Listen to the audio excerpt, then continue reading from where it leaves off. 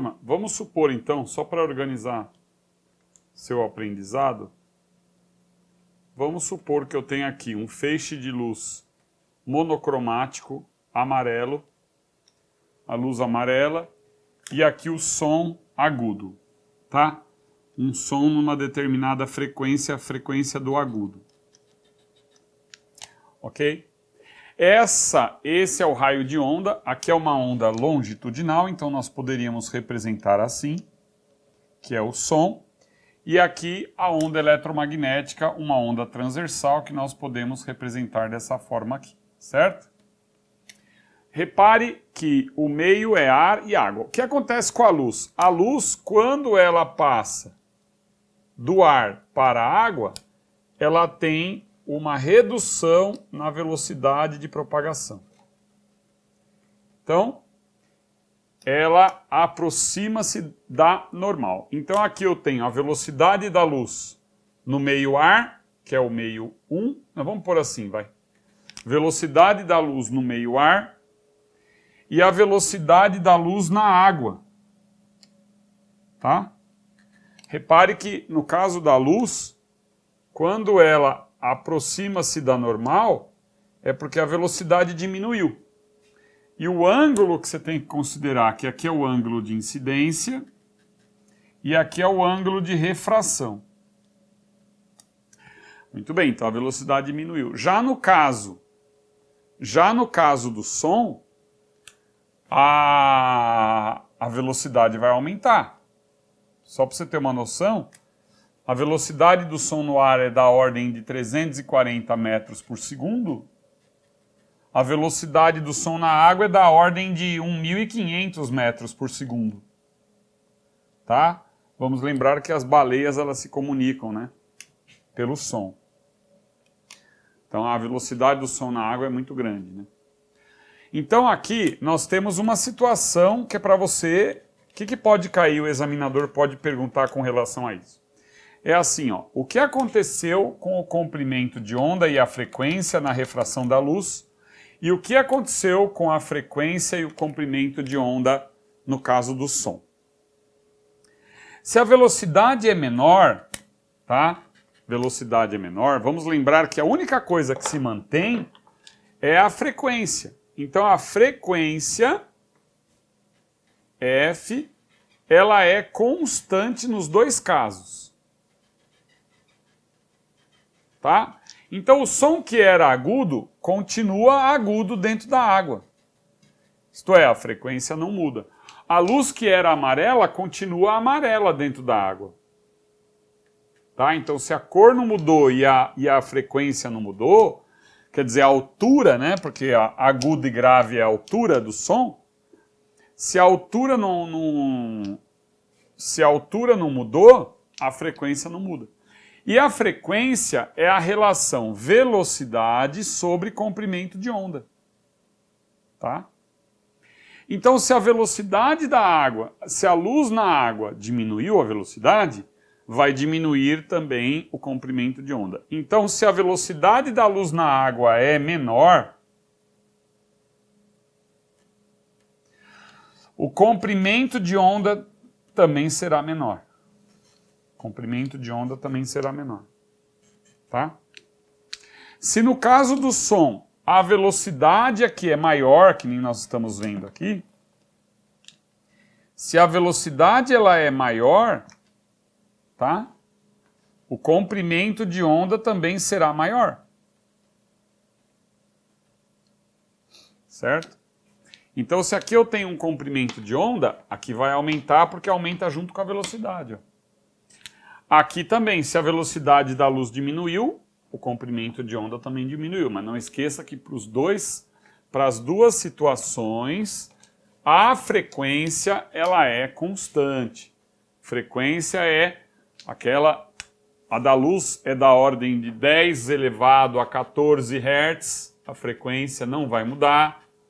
Se aqui entra com 10 a 14, aqui também vai ser 10 elevado a 14 Hz. E com relação ao som, se aqui você tem uma frequência de 400 Hz, vamos por 4.000 Hz, que é o som agudo, aqui vai estar 4.000 também. 4.000 Hz. A frequência não mudou. Então é isso que você precisa gravar desse modelo, tá? Turma, a velocidade, nós vimos agora há pouco, a velocidade, comprimento de onda e a frequência da onda eletromagnética e da onda sonora, se propagando-se ambos do ar para a água, sofrendo a refração. Agora vamos ver como é que se propaga a velocidade de uma onda numa corda, e pode ser também uma mola tracionada. Então nós temos aqui uma corda, um cabo, por exemplo, aqui nós temos uma tração, a medida da tração, que é uma medida de força, tá? E a unidade é o Newton. Então eu estou tracionando esta corda aqui. Aí eu dou uma batida na corda e ela sofre uma deformação. E essa deformação se propaga ao longo da corda. A velocidade de propagação dessa onda na corda vai ser a raiz quadrada da força de tração dividido pela densidade linear da corda. Densidade linear. O que é densidade linear? Densidade linear é a massa dividido pelo comprimento da corda. Tá? Então a massa em quilogramas e o comprimento da corda em metros. Por exemplo, essa corda aqui, ela tem um determinado comprimento L. Tá? Ao ser tracionada, um exemplo de aplicação disso, o que é? A corda do violão. Então você tem aqui um violão, tá? Você tem a corda do violão, não é verdade? Sim, coisa parecida com essa. Você tem a corda do violão, aí você traciona a corda do violão, afinando o som que vai ser emitido. Então, densidade linear. Agora tem um detalhe. Quando você pega uma corda e você quer a densidade linear, só que ele pega um material, por exemplo, um cabo que tem uma seção transversal, né? Então esse cabo, ele tem uma área A. A seção transversal é uma área, vamos colocar no sistema internacional, em metros quadrados. Só que aí ele vai te dar, vamos supor que o examinador passe para você, isso daí acontece muito em tipo de exercício assim, ele te dá a densidade volumétrica. Densidade volumétrica, porque achar a tração a gente já sabe, né? A tração em Newton, densidade volumétrica. O que é densidade volumétrica? É a massa dividido pelo volume, né? Esse V é o volume. Turma, o que eu faço para trabalhar com a densidade linear nessa fórmula aqui? O que eu vou fazer? É fácil, ó. Se você tem a massa sobre o volume, você sabe muito bem que o volume de um cilindro é o comprimento vezes a área, isto é, a área da base vezes a altura. Um cilindro não é a área da base vezes a altura? Então o volume é a área vezes o comprimento. O volume. Ó, então no lugar do volume eu vou colocar área vezes comprimento. Ou seja, massa sobre comprimento é a densidade linear dividido pela área. Então, para você, isso aqui é densidade volumétrica, vamos chamar de D, dV, pode ser, vai. Ou simplesmente D, vamos usar como D. Alguns examinadores usam com a letra Mi também, pode usar a letra Mi, ok? Então eu pergunto para você, qual é a relação, qual é a densidade linear que você vai colocar aqui? A densidade linear que você vai colocar aqui é a densidade volumétrica vezes a área da seção transversal do cabo, ok? Então essa fórmula, no lugar de T sobre ρ, ficaria T sobre μ vezes A, ok?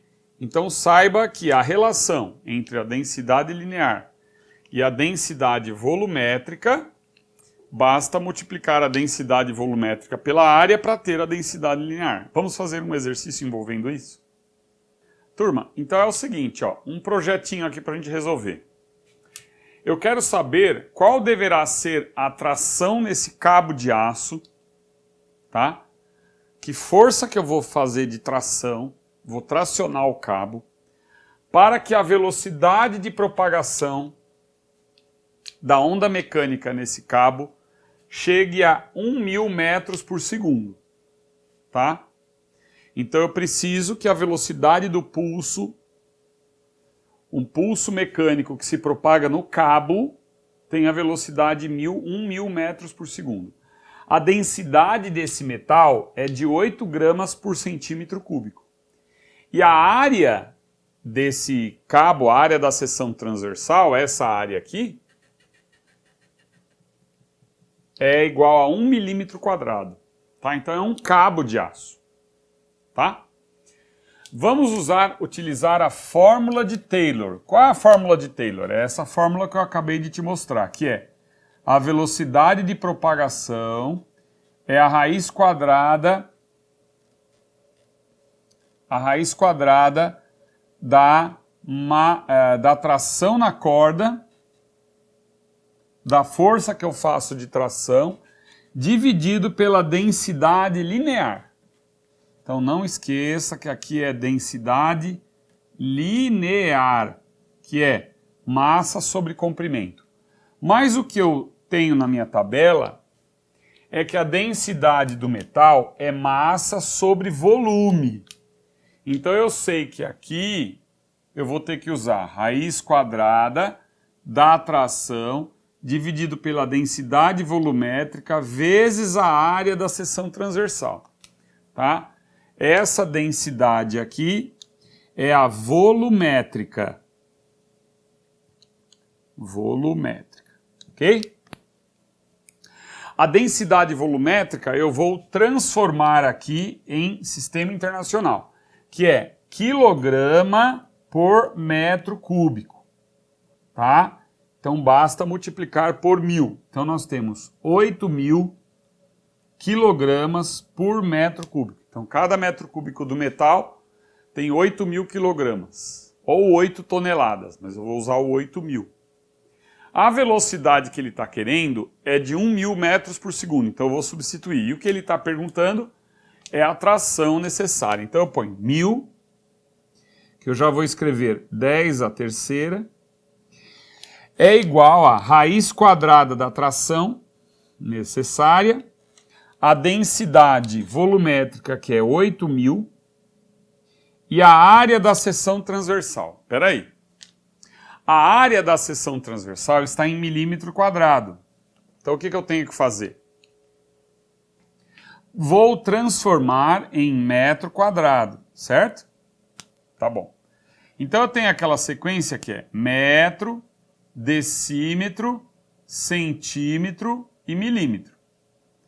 Como é milímetro quadrado, centímetro quadrado, decímetro quadrado e metro quadrado, na transformação para cá, que eu vou voltar, transformar em metro quadrado, cada transformação dessa eu divido por 100.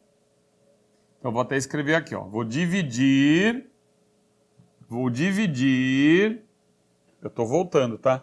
Vou dividir por 100, isto é, vou dividir por 10 ao quadrado. Então eu divido por 10 ao quadrado, divido por 10 ao quadrado, divido por 10 ao quadrado, divido por 10 à sexta. Ou multiplico por 10 a menos 6, é a mesma coisa. Então, 1 milímetro quadrado é 10 a menos 6 metros quadrados. Então eu vou escrever aqui, ó, 10 a menos 6 metros quadrados, tá? Agora eu vou elevar ao quadrado dos dois lados. Então eu vou pegar aqui, Vou pegar aqui e vou elevar ao quadrado dos dois lados. Então vamos elevar ao quadrado dos dois lados.